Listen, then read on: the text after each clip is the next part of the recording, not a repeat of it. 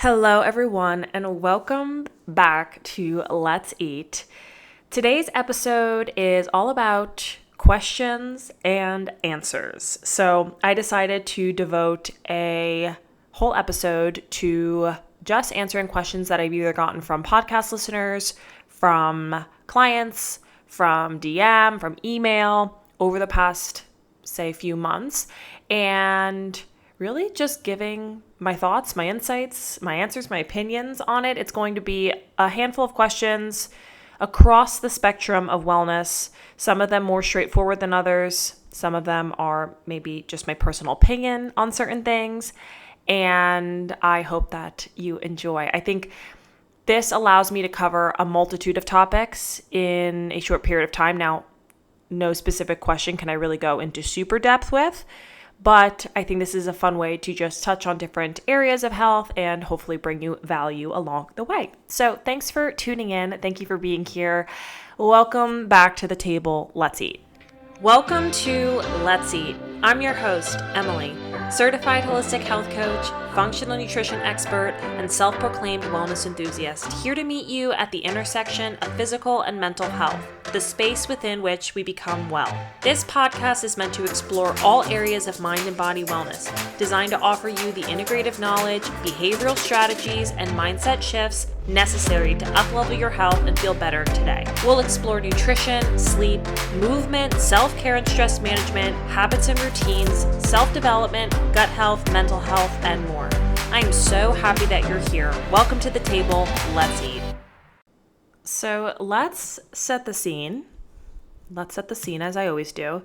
It is Sunday morning. Today is puppy day. So I'm heading to pick out my golden retriever puppy this afternoon, and I'm feeling all the feels. I'm very excited. It's going to be very hard to pick her and then say, okay, just kidding, see you in 2 weeks, because I won't be able to take her home until a few weeks later, but excited to say the least, and we'll be sharing all the things puppy care, holistic pet care over on Instagram and TikTok. So go follow along there if you're not already.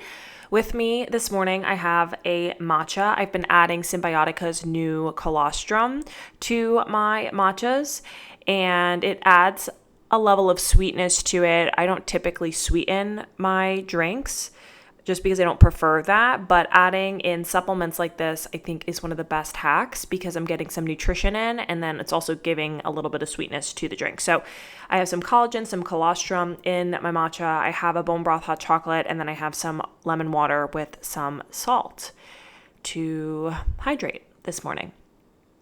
So excited for this afternoon, but getting my head on straight, getting some work done this morning. I think Sunday mornings have been my podcast opportunity because Mondays tend to get away from me because I'm teaching Pilates and I have clients. So Sundays seem to work best.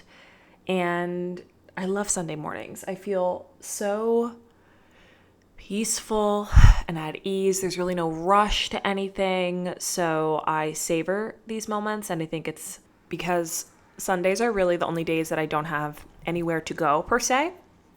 I can sleep in if I want. I can take my time, and it's lovely. So that is the current setup, and we are ready to rock and roll.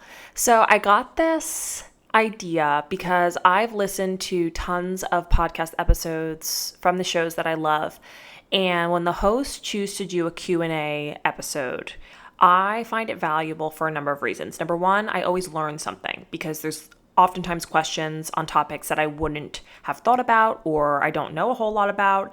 And when I can listen to someone explaining it and giving their insights or education around it, it helps me learn, it helps me grow, first and foremost. Secondly, I feel like it also helps me to connect more with the podcast host because they're sharing their personal opinions on it. And that's really important to me, is so that I can be very clear about where I stand on certain topics in health and wellness and give a greater opportunity to share insights and guidance and feedback so that you can not only learn a little bit more about how I orient, but also it's more information than maybe I would share over other platforms. Not to say that I'm not sharing honestly about my thoughts on social media, but the podcast is really a chance for me to just talk about topics in wellness like this. And because wellness is such a spectrum, there's just always opportunity to do that. There's always space to share on the different realms of wellness because there's so much there. And if you want to learn, then I hope that you enjoy these episodes too, because this is the opportunity to do that, where I'm just going to be rattling off the questions that I've gotten from different avenues and sharing my insights, my feedback. Some are more straightforward than others. Some are very concrete, kind of yes or no type of questions. And then others require more of my thoughts and maybe my opinions and maybe opinions that differ from yours or maybe from other individuals in the health and wellness space. But whatever the case is, I think these are a great opportunity to expand your knowledge, learn a little bit more about my belief systems around some of these concepts.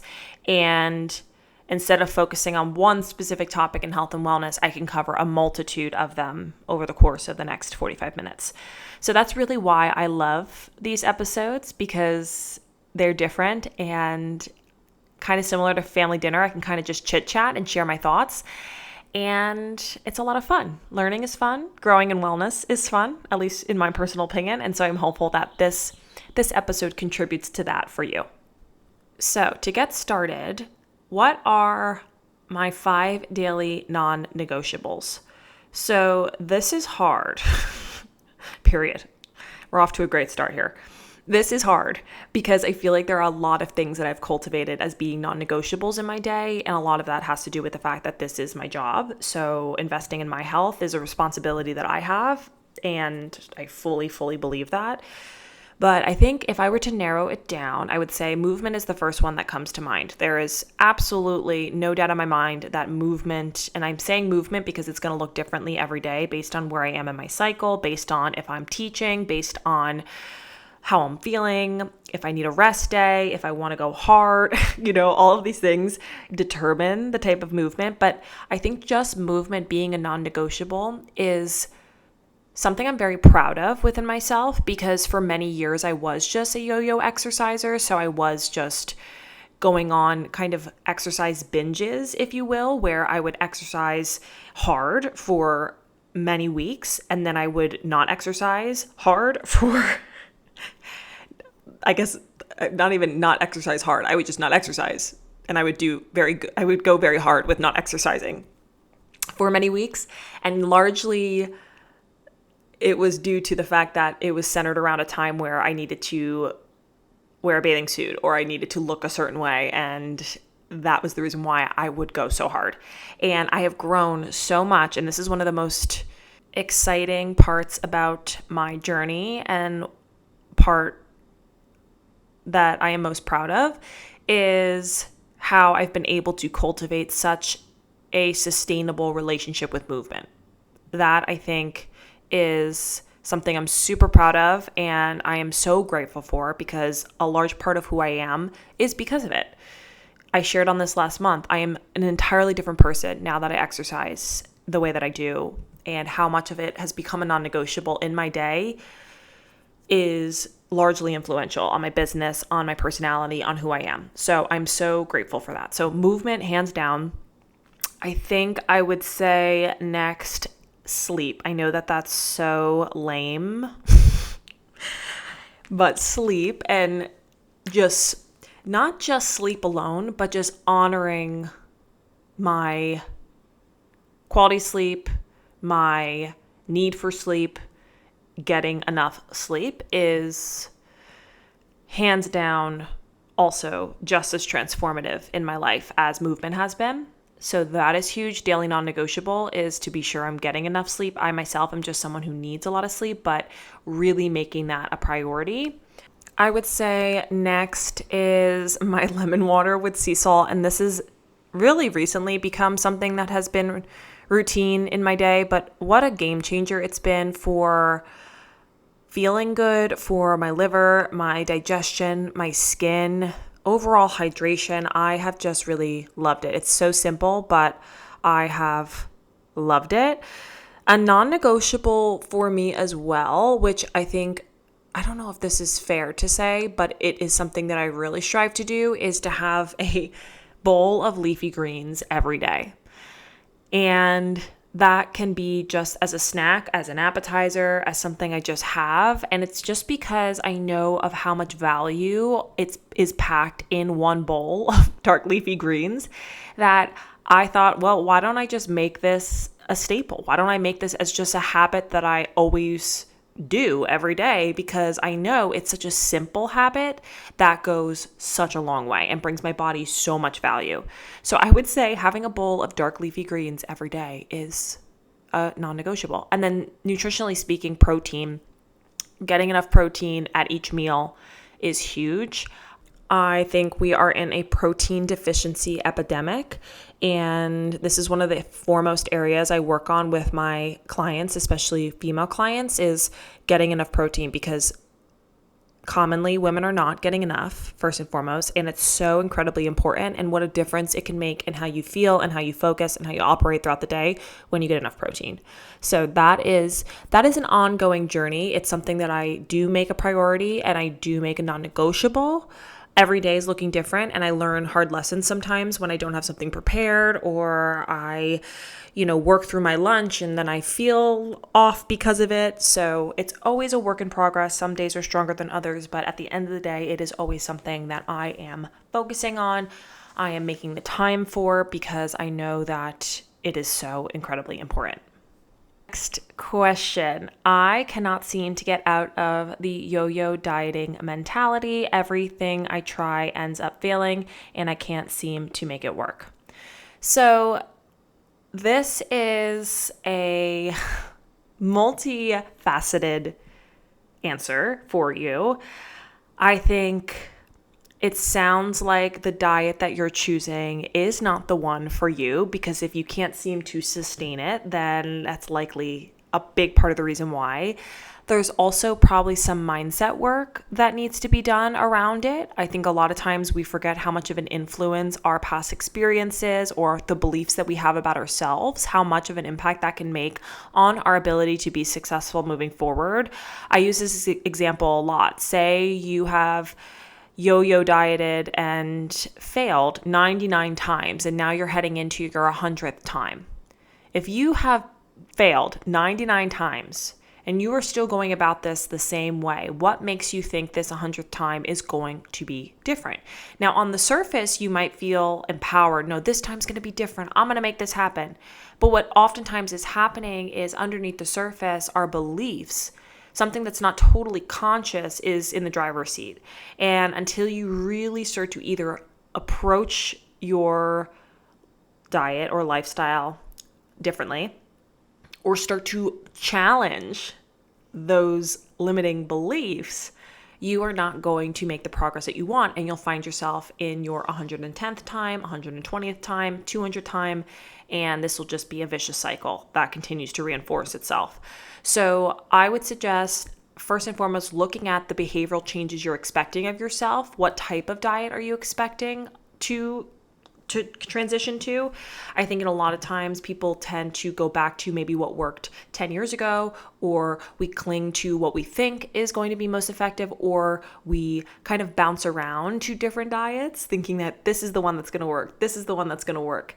And realistically speaking, I think while there's lots of trendy diets out there and there's lots of labels out there for different diets, what is most important is what works for you and works for your body, and what helps you feel good, and what is something that you can do tomorrow, the next day, and for weeks to come, and still see results.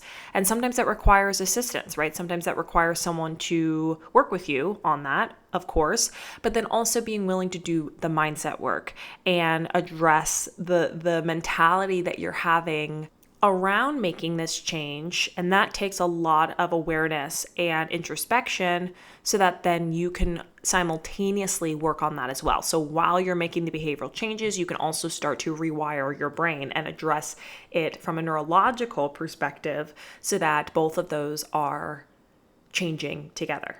you're changing your actual diet, your nutrition in a way that is productive for you and still healthy.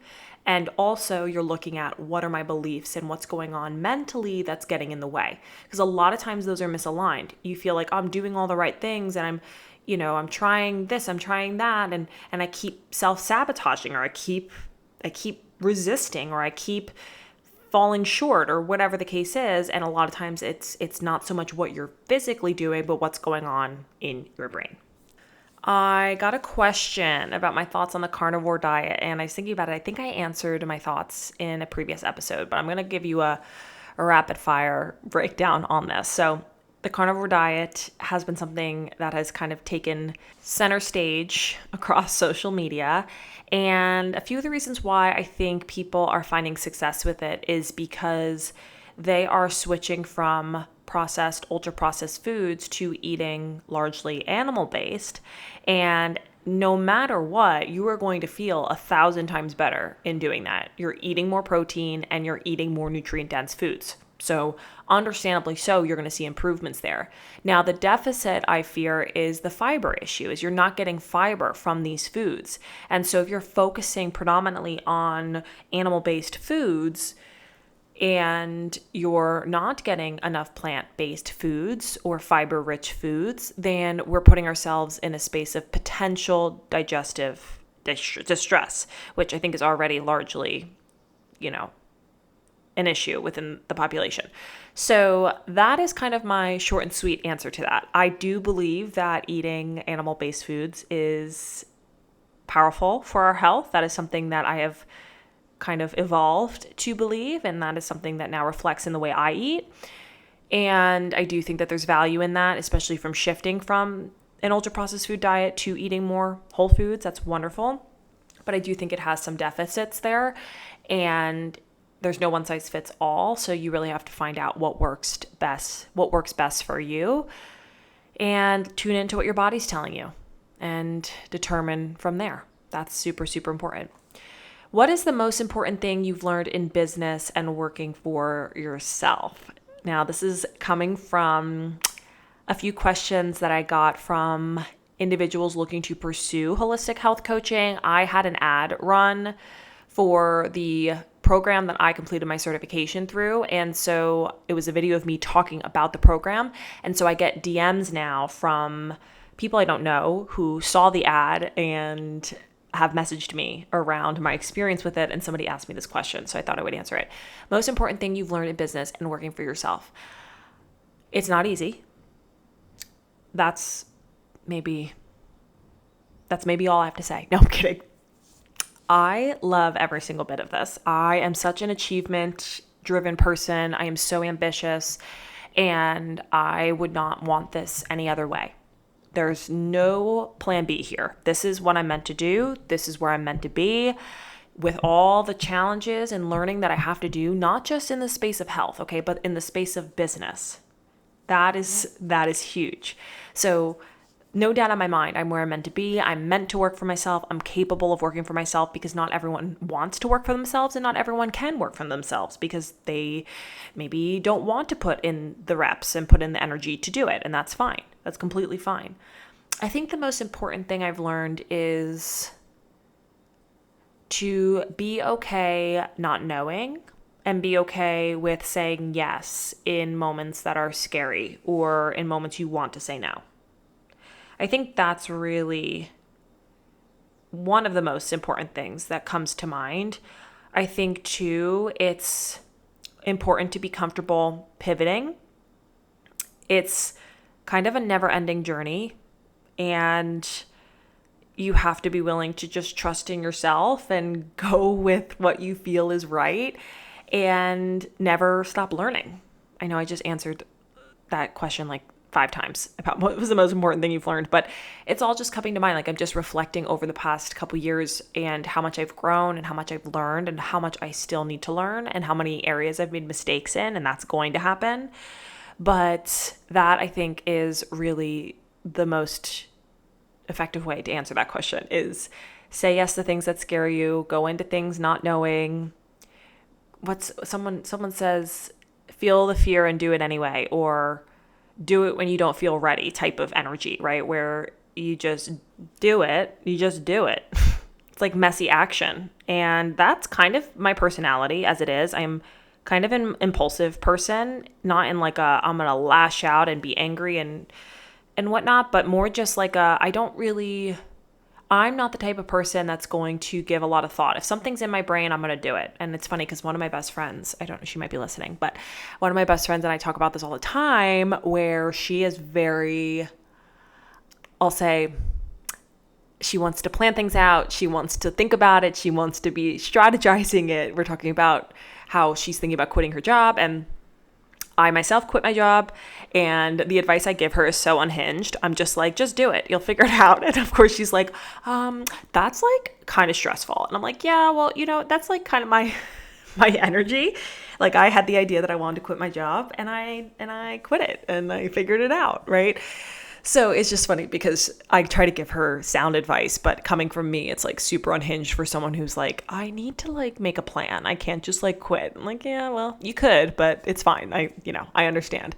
So I kind of just went all over the place with this question, but I love working for myself. I love what I'm doing. I love growing. I love learning. I am meant to be in this position, not just as a health coach, but also as an entrepreneur, because I set the bar. I determine what my expectations are, where I can go, what I can grow and do and build and become. And that's so exciting to me. It's not like I'm following any kind of like corporate ladder or like, I'm at the mercy of what my boss thinks and my performance. It's all me, and that's a lot of weight to carry, but I am up for the task. I'm up for it. Like, bring it on. So I know I'm meant to be here. So that's kind of my 2 cents there. Most important thing you've learned in business and working for yourself is all of the above. And it's chaotic and it's great and I love it and I'm happy. So next question, I'm having super painful cycles, backaches, menstrual cramps throughout the course of my period. And the only feedback I'm getting is to go on birth control. Thoughts? Boy, do I have thoughts. I have lots and lots of thoughts here. Well, first things first, and this is a blanket statement for any and all reproductive health related concerns, birth control is not the solution. Now, I'm not anti-birth control. I'm not anti-medication. I am anti how quickly gynecologists and even primary care doctors think that birth control and or medication is the solution to everything. Now, specifically when it comes to gynecology, that tends to be the knee-jerk reaction, and that's because that's what they're trained to do. And I speak from experience here, the many times I've been to the gynecologist being a young female, and their urgency around being on birth control, and that every little symptom I have related to my cycle or anything reproductive related is birth control. And I am frustrated by that. We need more options. We need better suggestions. We need to be more educated here. So when it comes to painful periods, and luckily when it comes to functional testing, this is one of the best cases that we can use functional testing for, because we're looking at gut and liver health. And that is not something that's oftentimes associated with painful periods. We're not taught to look at that arena, but in a lot of cases, it has something to do with our gut and our liver. And a large majority of what we're learning from functional health is looking at liver congestion, liver function, and the status of our gut. And more often than not, if somebody's coming to a practitioner or coming to a health coach or whoever, and they have issues with their cycles, it is a reflection of something underlying. It's a reflection of these areas. So my suggestion for you is to consider, okay, if I am having these symptoms, what have I tried? What have I not tried? Do I know someone that can offer me functional testing so I can see what in the world is going on here? And can I go about this in a little bit more of a targeted way, as opposed to just getting on birth control and using that to mask the symptoms? Because what is going to eventually happen is that inflammation and that dysfunction is going to persist. And that's going to then manifest in a number of different issues, reproductive health related or not. And it's just going to lead to greater problems down the road. And that's not the goal. The goal is to feel better. The goal is to address it. So I encourage you, look into other options, do your own reading. There's plenty of information out there. You don't necessarily have to pay someone in order to get support. Now, I do think that testing and looking at the body underneath the surface is incredibly valuable, but it's not everything. There's a lot of lifestyle practices that you can implement to support the gut and the liver in hopes of addressing it more holistically. Now, that's not to say that that's the only potential driver there. There's a lot of different areas that you could potentially look at, which is why I think testing could be helpful, but it won't harm you to start focusing on nutrition for your gut, nutrition for your liver, and starting to engage in some lifestyle practices that help that. And then see how you feel, see what improvements, give yourself 6 months, do a little bit of a self-experiment and see how you feel at the end of it. Okay, so next question. Should I be drinking bone broth? I had someone ask me this and also asked for a vegetarian alternative to bone broth. So I don't think there should be any shoulds in health. I think, yes, you can drink bone broth if you want. There is protein. There are some amino acids in it that are killer for our gut lining. So glycine, proline. I think it's incredible for your skin, your gut, your nails, your hair because of the collagen. But is it essential? No. Does it work for everyone? No. Is it financially expensive? Yes. Okay, so there's a number of factors here. I myself incorporate it and I don't drink a lot of it. During the colder months, I'm drinking it more, but now not as much because it's getting warmer out. But I think it can be a great addition to your diet. I think it can almost be more supplemental, but I don't think it's essential. I just bought it last night. It was, I think, almost $12 for a carton. That will last me a week, we'll say. And I think that $12 could be put towards something else if I really needed to cut my costs and really needed to focus on what are the essentials. I think that $12 could go to a bag of frozen fruit for my smoothies or whatever the case is. So there's no shoulds, first and foremost. And I think secondly, it is a nice addition to any routine. Is it essential? No. I've even read it places that it's not good to have it every single day. And I forget exactly why. I have to look back at my notes, but there's a doctor that said we shouldn't be having it in large amounts every day. And so that's something to consider as well. So next question. I had someone who has PCOS ask my thoughts on it. And this is one of those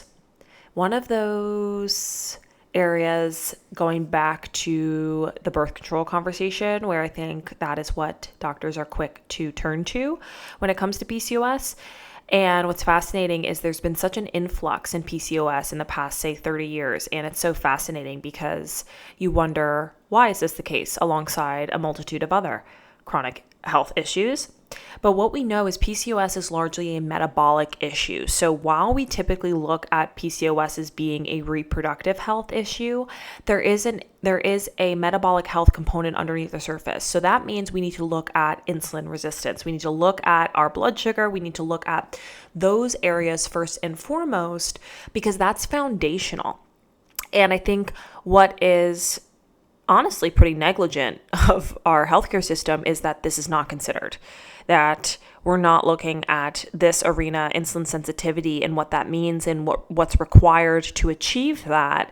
And instead we are told that painful periods and infertility and all of these issues are simply just a part of having the diagnosis of PCOS, or we're given a birth control prescription. So if you or someone you know is navigating PCOS, I highly recommend to look at the metabolic component to it and do some reading there.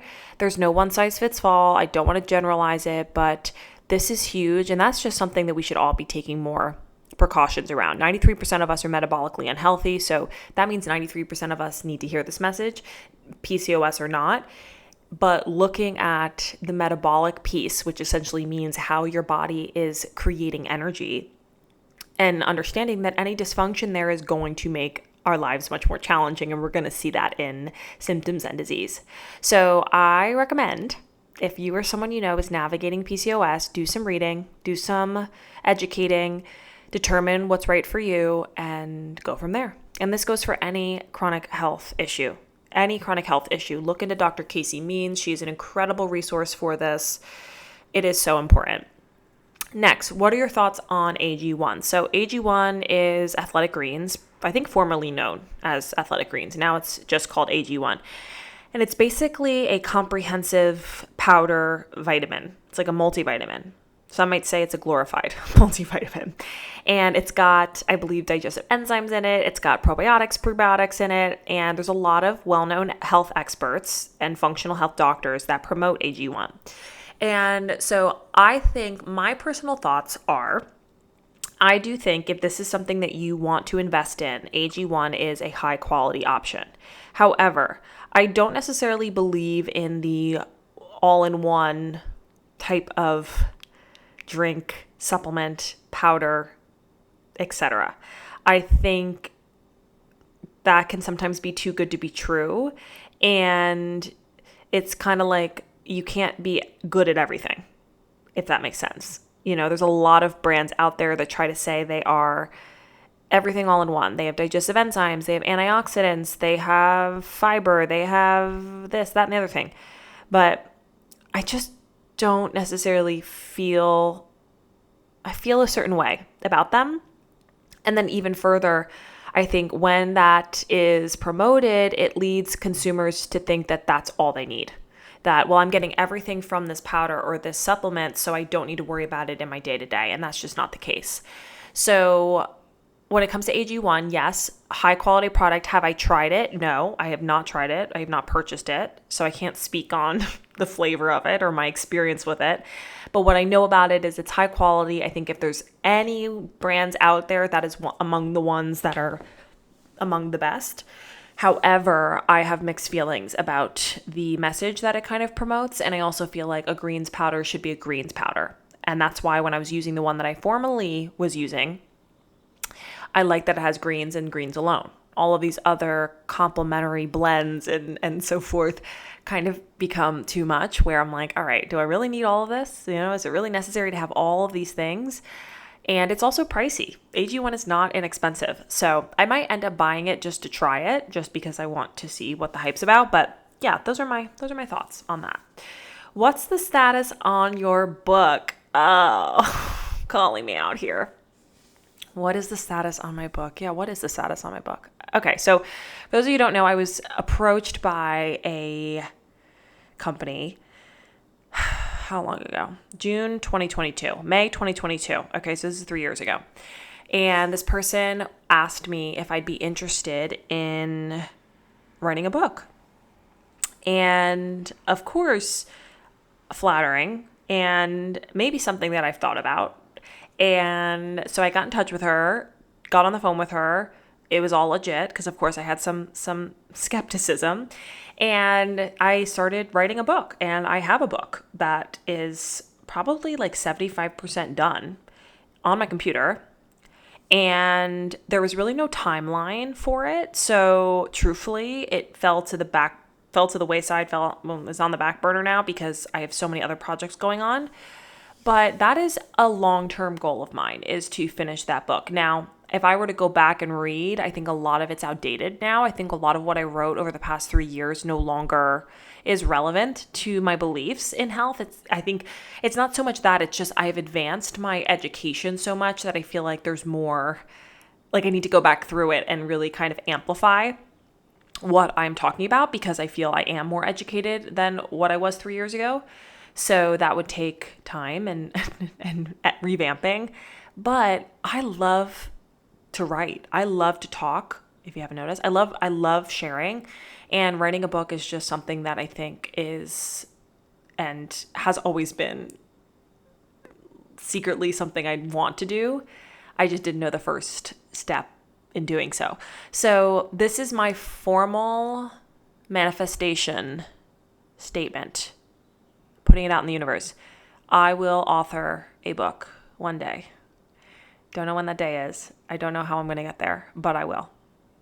I will, because I already have a book. If anyone out there that's listening can put me in touch with someone that could make this happen, let me know. SOS. I have a book that I want people to read. Should I ask ChatGPT? How do I publish a book without knowing anyone to publish it? But anyways, yes, I do have a book, and it's something I spoke more openly on when I first started writing it because I was in a groove with it, and now it's kind of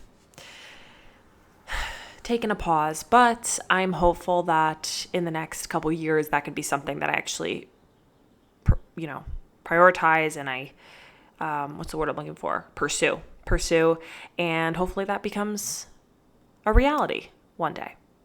So you're hearing it here first on today's episode of Let's Eat. Or I guess you're not hearing it first, but you're rehearing it. Maybe you didn't know about it in the first place, so maybe it's the first time you heard it. But yeah, that will be in the future. Favorite protein powders. Now there's a handful of protein powders, both plant-based and animal-based, that I recommend to clients. The one I use is Be Well. I never know if it's Be Well with Kelly or by Kelly. I think it's by Kelly. Be Well by Kelly. And I love that one. I love how simple it is. I had a customer at the restaurant the other day recommend Ballerina Farms, I believe is what it's called. And their protein actually looks better, in my personal opinion, because it has colostrum, it has collagen in it. So I'm kind of like, ooh, I'm tempted to try that one. So I might try that one next. But Be Well by Kelly, Just Ingredients, Equip Foods, great options. Truvani is a good plant protein, and there was another one, but it's escaping me. It'll come back to me. But yeah, those are a few brands that are simple ingredients. That's really what I'm going to suggest to you if you are on a protein journey. There are hundreds and hundreds of options out there. So my suggestion to you is to go simple. Find one that has minimal ingredients. Find one that you enjoy the flavor of, because obviously you want to be able to drink it and enjoy it. But do your research, because like I said about the AG1, there are lots of proteins out there that claim to be all in one. And I fell victim to that for many years, thinking that, oh, this is the most comprehensive. It has all of these ingredients. But what you want is protein.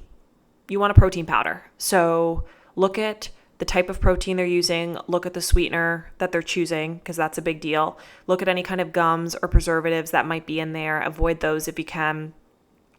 And look at the flavoring. I tend to stick to protein powders that are chocolate and vanilla because those are pretty straightforward. There are some brands out there that use real whole food ingredients to make the flavor, but a lot of them are artificially flavored, naturally flavored, whatever the case is. And go with those. Go with the ones that are simple, that are basic, that you can trust, you can rely on, and that you enjoy. That's really my suggestion.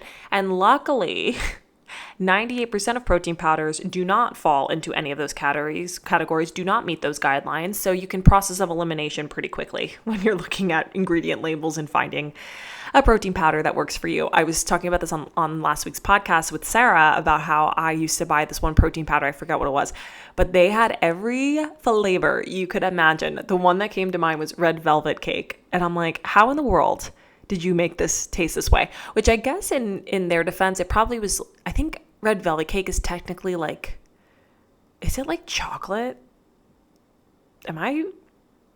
What is red velvet cake? Red velvet cake lovers, please don't come for me for saying that. Is that wrong? I feel like I learned one time that it was actually just chocolate. I don't know. But some of these flavors, like birthday cake and all these crazy flavors, and I can only imagine what those proteins were sweetened with and how they were flavored and all that. So that is my suggestion. And I'm going to finish this episode and then Google red velvet cake and get to the bottom of this curiosity, because now I need to know. Next, is margarine a good lower calorie alternative to butter? No. Margarine is BS. Okay, stay away from margarine. I am such a big believer, and this is not coming from Emily 20 17, 18. Okay, this is coming from Emily 2025. Because Emily 2018 would look at the vegan or non-dairy alternatives to butter and milk and so forth and say, yes, that's a healthier option. Yes, that's better. This in this instance, in this moment, I want to slap that girl in the face. I know that's aggressive and I wouldn't do that, but you get what I'm trying to say. That is not the case.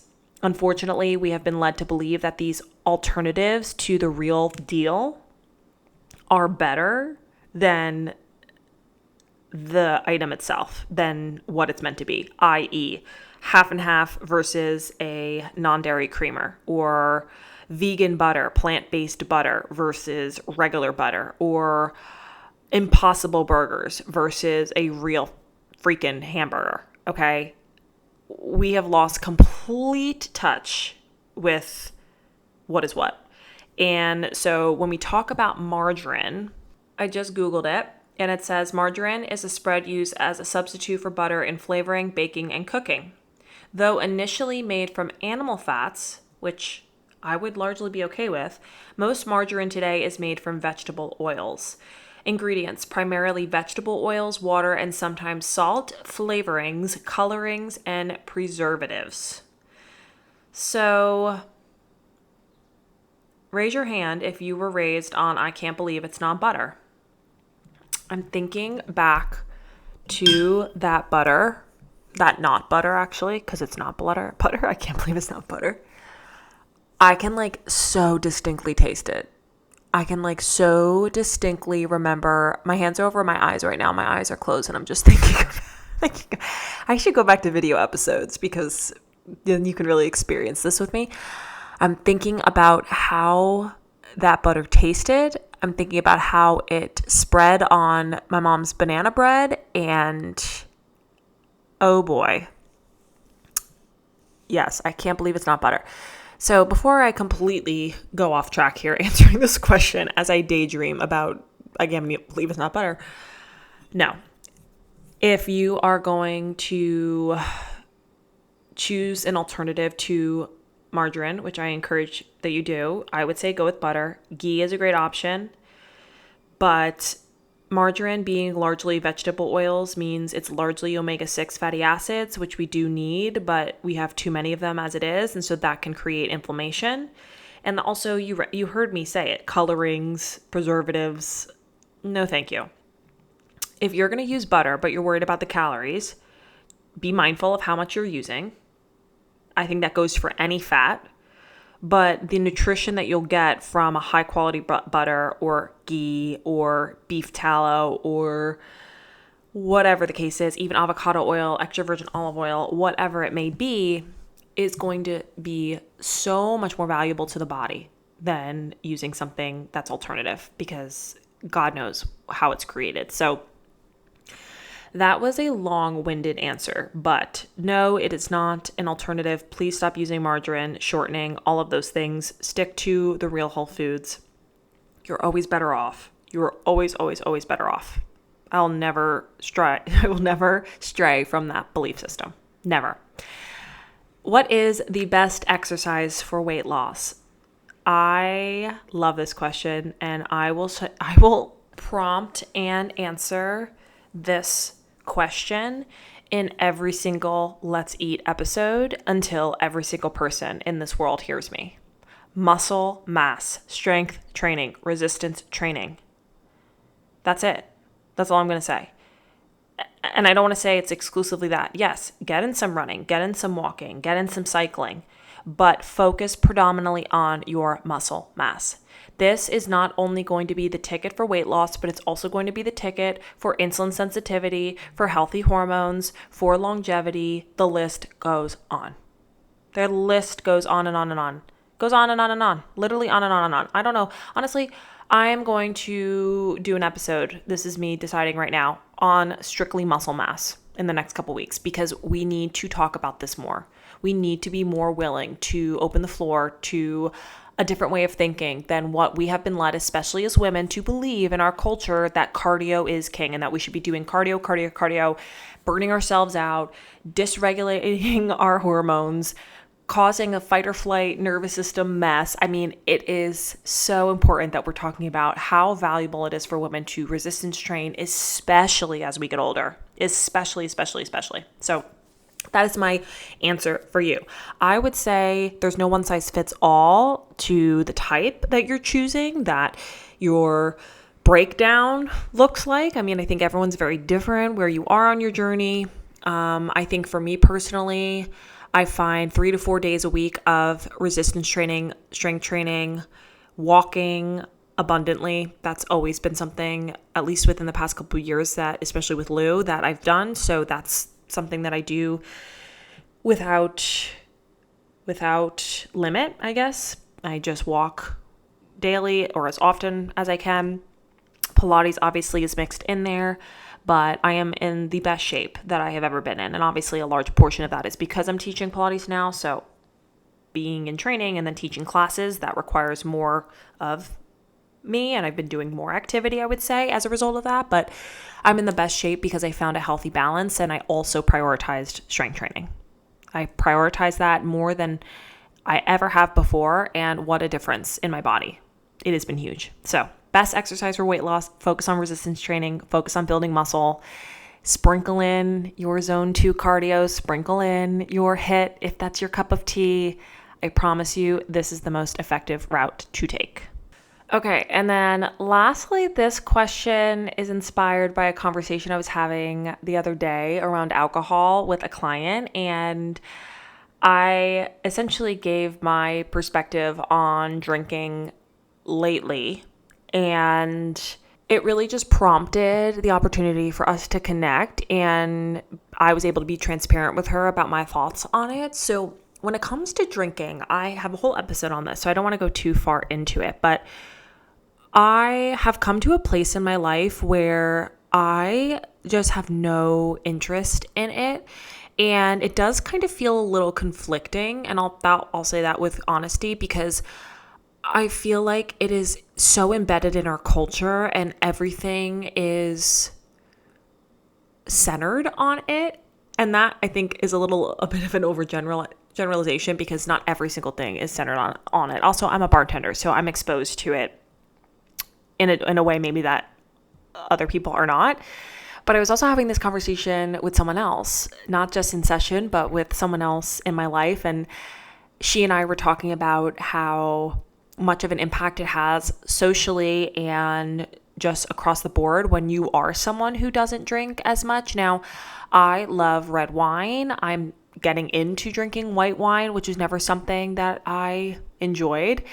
But I don't drink, really. I enjoy the thought of having a glass of wine and the taste of it, and being able to just have that with dinner, or, sitting outside and enjoying it. But I do not feel well when I do it. I don't feel well, and I just don't have time and energy and the space in my life to entertain it as much as I did when I was in my early 20s, and I didn't have as much to focus on. And I also don't think in my early 20s I prioritized feeling good as much as I do now. And I think that ultimately is the driving force behind my decision to not drink as much as I could or I did, because I always, every day, choose what makes me feel good, and that does not make me feel good. So the more and more I disconnect from things that don't make me feel good, the lesser I want them, and the more I lean into things that make me do feel good. And then when I do things that don't make me feel good, it feels even worse. I hope you're following me there. Because the more you detach from something, it's kind of like sugar. It's kind of like eating foods that you don't normally eat anymore, and then eating it and realizing, oh my God, my body feels heavy, or I feel not in like a weight way, but like just like in a sluggish way, or my digestive system is not happy, or staying up super late and waking up feeling not so good, not rested, and kind of disoriented, and realizing that, going to sleep early, like you make a priority, really does make an impact on how you feel. There's a lot of examples I can use here that's not necessarily just alcohol, but I think that's really what I strive for, is every day turning to the things that help me feel my best. And obviously once in a while, I'm not opposed to it. I'm fine with it, but I truly would be very content not for the rest of my life and being okay with that. Even though I said it on Instagram the other day, I really want to find like a good non-alcoholic red wine. A follower of mine actually reached out and said that there are wines that are lower alcohol. She sent me a brand that she likes. So I'm going to look into that because I really do like a glass of wine. Like, give me a single glass that I can savor with a nice dinner. And I love that. But the majority of the time, 99% of the time, I am choosing not because I don't like the way it makes me feel. And that's enough for me. That is enough for me. The more that you turn to things that make you feel good, the less you want the things that don't make you feel good. And that's the way it works. And that's how it will be for every single person. I am 0% doubtful of that. I think there's no doubt in my mind that the more that you fill your plate and fill your day with behaviors, actions, foods, and so forth that help you feel good, the more you want to do those things and the less you want to do the other things. So consider that in your own life. And this is a great place to kind of wrap up today's episode. I also notice it has an impact on my sleep, and I hate that. I said at the beginning of the episode, my sleep is sacred. I love my sleep. It's so important to me. So to me, that alone, no one is going to take away my sleep. Okay. No one is going to disrupt my sleep. No one is going to keep me out of deep sleep. It's just not going to happen. I say that as I anticipate bringing a puppy home. So check back in with me in 2 weeks and see how I'm doing because but yeah, that's kind of my thoughts on that. But being completely honest with you, it is a little isolating. It is a little bit isolating and it's tough. And I hope that this resonates with someone who's listening because I feel like this is a space that feels kind of uncomfortable because it feels like I'm the minority and everyone around me is interested in drinking. And I don't know, it's weird. It's a tough spot. But if anyone resonates with this question, I mean, any of the questions, please reach out. But if anyone resonates with this one, I'd love to hear more about your thoughts on it. And I know there's a big trend now called like sober curiosity that's all over Instagram and social media. I haven't shared a whole lot about my personal take on it. Obviously, I'm sharing right now through the podcast. But yeah, it's interesting to live in this space. It's kind of like a cultural dissonance where I feel as though it's so normalized in our culture.